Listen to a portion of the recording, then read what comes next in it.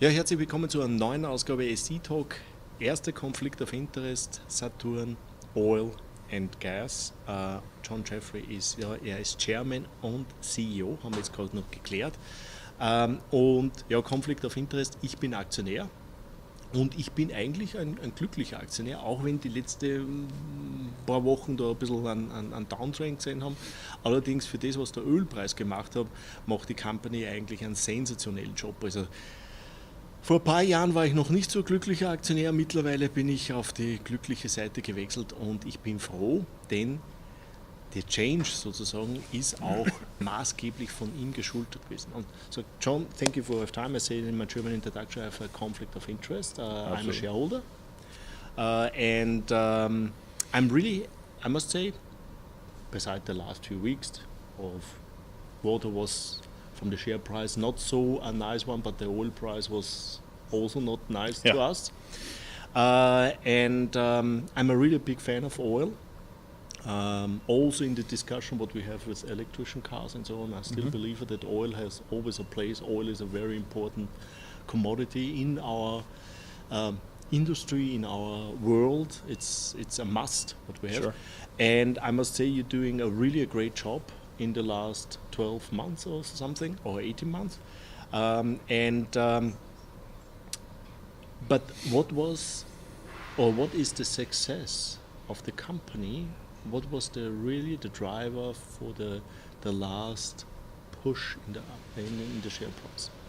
What do you change? So the last big thing that we've changed, really, and it's occurred in the last 8 months, is we've had the traditional small cap or micro cap model where you go to the market, you raise some money, you prove up some land, drill a few wells, and you're back to the market raising money. Well, that changed in September when we got our debt facility available to us. That facility in total is $60 million US. The first chunk is earmarked for $20 million US. So with that, we're able to grow at our own pace. So where a lot of small and micro cap companies out there don't have the capital, they don't have the equity, we've been able to be successful in both those fronts. So to give us the capital to grow in the space where you're not seeing a lot of other micro companies in that space right now is really what's setting us apart. A lot of the big companies are downsizing, trying to get rid of debt and trying to clean up their balance sheet. And the small companies that are out there that normally pick up those crumbs in between, they can't find capital, they can't find debt, they can't find equity, and we're able to bridge that gap and really take advantage of those opportunities that come up. You reached one of the milestones in the last, or it was one of the last press releases, was 1,000 barrels a day production. That's a serious number. But you are based, or your projects are based in Canada, and which price you get for your oil? We know exactly, we as a European, we look always a WTI, but as a Canadian, we know also some companies that sometimes they get West Canadian Select, and West Canadian Select is really not really connected to the WTI and so on. So which price you get? Sure, so WCS or Western Canadian Select is really just, it's a benchmark for heavy oil, and we are a light sweet producer, so we actually get, so our oil is the same as the WTI benchmark. So right now, I think there's a $3 differential. So we get WTI minus $3, and then plus your foreign exchange. So right now, I believe at $52 WTI, we'll be getting right around $62 Canadian. Okay, that's fine. So you are connected to WTI. Absolutely. The second problem what I have sometimes with oil companies is the decline rate. How big is the decline rate on your wells? So the decline rate in the Viking is quite high. That's just part of the factor of being in this field that we're in. Now the good part is even at these prices, our wells pay off in just over a year. So we are able to recycle a lot of those dollars back down to the bit that much sooner. But you do see in the first 12 months, I believe you get about a 60% decline, and then from there it flattens out. But it is kind of a logarithmic decline. But again, it's high payoffs and it's low operating costs in this field. It's what makes it the most economic play in North America for oil. That means also you drill horizontal, but you don't frack. We do frack. Okay. So it's horizontal drilling. We do frack, but how we frack is kind of different than some other spots. We frack with a salt water, like a saltwater brine. So there's not a lot of nasty chemicals going in what we do, and most of the water that we put in, we get back as soon as we turn the well on production. So it is a lot of what we use is that brine from the local potash mines. Saskatchewan's kind of known for its potash. One of the byproducts is this KCl brine. We use that mixed with water, and that's most of our fracking. Okay. So what are now the plans? You were now coming up with 1,000 barrels. What is now the plans for the future for the next 12 months? Yeah, so for Q1, we've just started the second well of a 10-well program for the first quarter.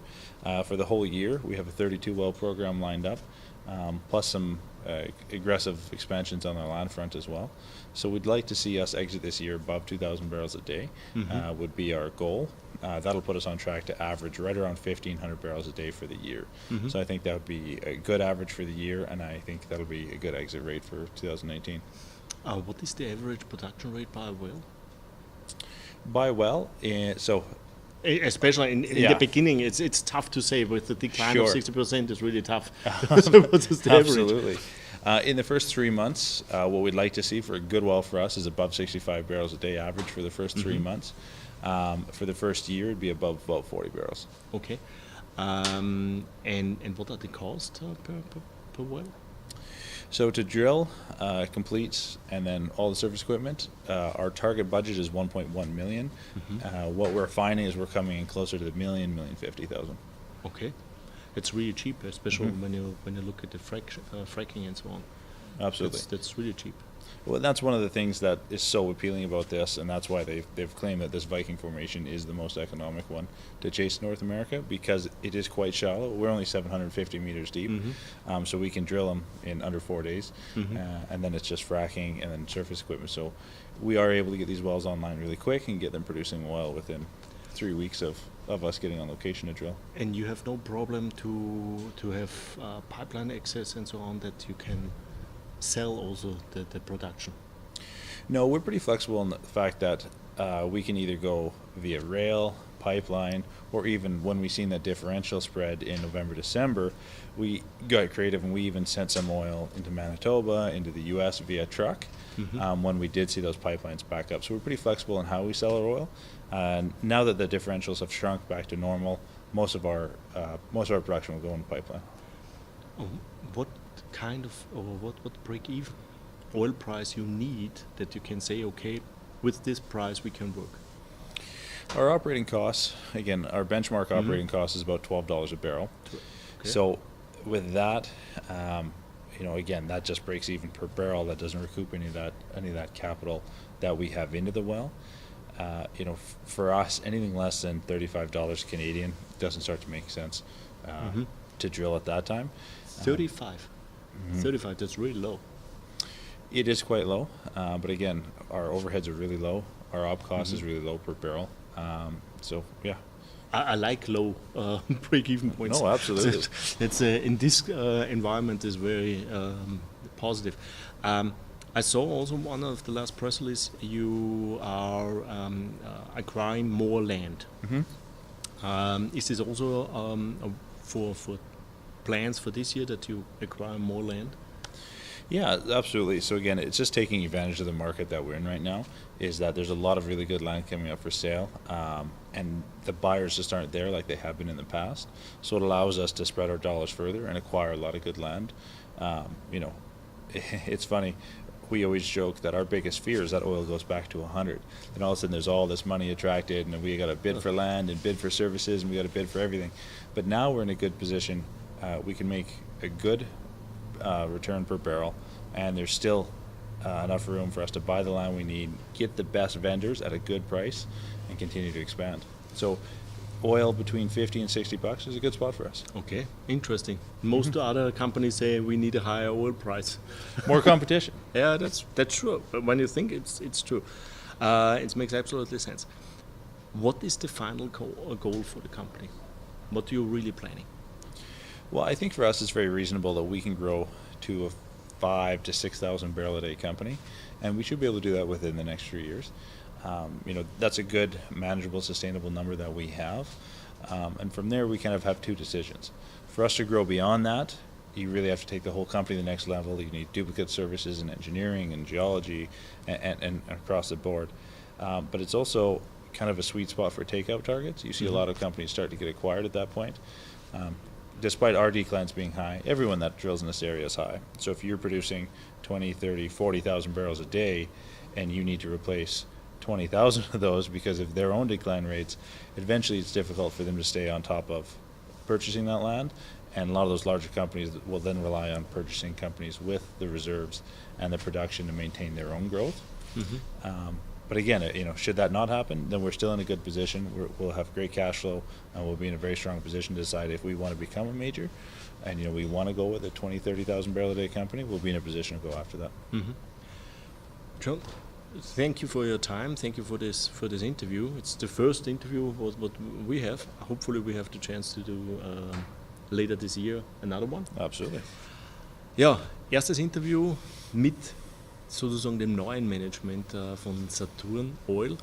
Und wenn man die Meilensteine zusammenfasst, dann waren da ein paar interessante Punkte. Der erste ist natürlich, sie haben jetzt einmal 1000 Barrels Ölproduktion pro Tag erreicht. Das ist sehr viel. Also vor allem, wenn wir die kleineren Companies anschauen, die schaffen meistens das Target nicht. Das zweite ist, und das war ein bisschen überraschend, alle Companies sind normalerweise froh, wenn sie einen höheren Ölpreis haben, weil dann können sie es natürlich besser verkaufen. Er sagt, am besten ist es, wenn es zwischen 40 und 60 steht, weil dann wird der Landpreis, den sie brauchen oder den sie wollen, damit sie andere Landpakete kaufen können, steigt dann nicht und es kommt weniger Competition, also weniger andere Bieter sind da und dadurch können sie das Land billiger kaufen. Ihr Ziel ist für dieses Jahr Ende 2000 Barrels produzieren, Durchschnitt an einem Jahr 1500 Barrels, also richtige Growth Story. Die Decline Rate ist relativ hoch, bei 60%. Das kennen wir schon bei allen anderen Fracking-Projekten auch. Da ist zwischen 60 und 70% Decline Rate. Also das ist im normalen Bereich. Was bei Ihnen ein Riesenvorteil ist, was ich sehe, ist, dass die Kosten für ein Bohrloch nur bei knapp über $1 Million liegt und das ist extrem wenig. Es liegt vor allem auch daran geschultert, weil erstens einmal sie fracken mit relativ wenig Chemikalien. Das zweite ist, dass die Bohrloch oder die Schicht, die ölführende Schicht sehr nahe der Oberfläche ist, nur 750 Meter, das ist nichts und dadurch sind die Kosten relativ billig. Durchschnittliche Größe von einem Bohrloch für die ersten 3 Monate ist ungefähr 65 Barrels. Und sie machen jetzt gerade ein 10-Bohrloch-Programm für Ende des Jahres, sind glaube ich 23, wenn ich es richtig im Kopf habe. Werde ich nochmal nachschauen, werde ich auch nochmal reinschreiben. Und also, was war dann die letzte Frage war natürlich, oder eine wichtige Frage war auch noch, ist, welchen Ölpreis kriegen Sie dann? Wir wissen, West Canadian Select ist sehr selektiv, hat eine irrsinnige Schwankung, war herunten auf, glaube ich, $15 herunten, jetzt sind es wieder bei $30. Sie kriegen quasi Referenzsatz WTI minus $2-3, je nachdem. Und das heißt, wenn wir bei Saturn nachschauen, können wir auch WTI als Referenzpreis sehen. Und Endgame, habe ich gesagt, wie schaut das Ziel aus? Was ist das wirkliche Ziel für Company? Sagt ja, das Ziel ist einmal zwischen 5.000 und 6.000 Barrels zu produzieren. Das sollten sie in den nächsten 3-4 Jahren schaffen. Und dann muss man die Entscheidung treffen. Gehen wir den nächsten Schritt, bauen wir die Company zur nächsten Stufe, also ist das dann von einem SmallCap rein in ein Midcap. Dementsprechend muss man natürlich mehrere Bereiche aufbauen, man muss diversifizieren. Oder sehr oft ist es auch so, dass genau diese Companies auch in der Größenordnung sind, wo andere Companies solche quasi übernehmen, weil sie eben auch ihre Förderung ersetzen müssen und dann sind solche Übernahmen natürlich ideal geeignet. Ja, also die Company ist on track und ist auf dem richtigen Weg und die letzte Performance von der Company letztes Jahr war eigentlich sehr gut. Die letzten paar Monate waren natürlich schlecht, mit dem Ölpreis natürlich selber auch, aber richtig spannend finde ich es wirklich, dass sie sagen, unser Ölpreis soll eigentlich ein bisschen so niedrig stehen, dann können wir nämlich auch das ganze Land billig akquirieren, das wir brauchen, um unser Wachstum auch durchzusetzen. Das war's von Saturn Oil in Jänner 2019, Vancouver. Tschüss und Baba. Thank you. Thank you.